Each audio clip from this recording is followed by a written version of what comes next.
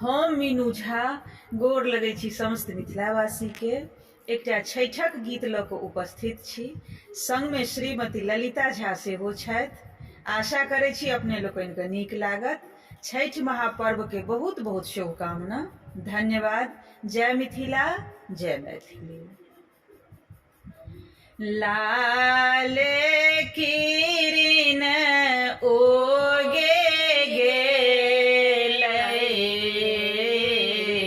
चकमक कर लागल घाट, चकमक कर लागल घाट। दाम से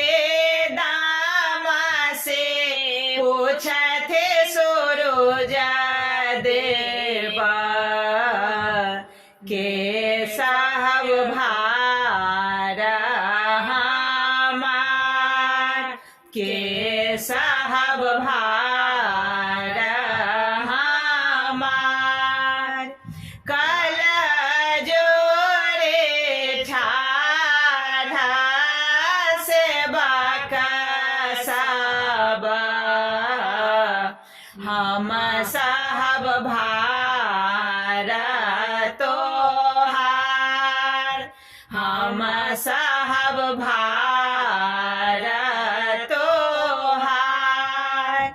अन्हरा के नैना देव सूरज देवा, निर्धन के धन अपार, निर्धन के धन अपार।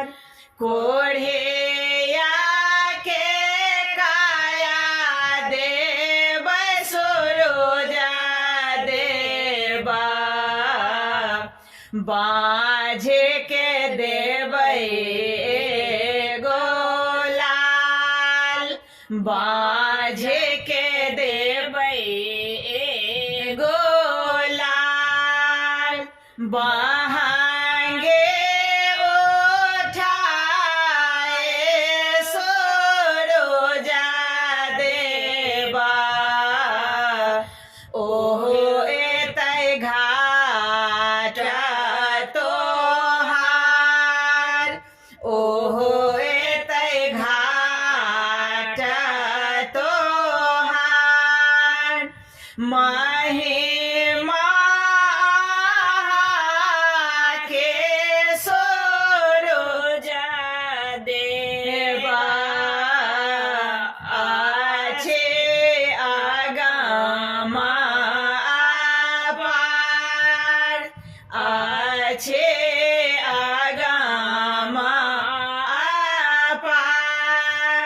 लाल किरण ओगे चकमक कर लागल घाट, चकमक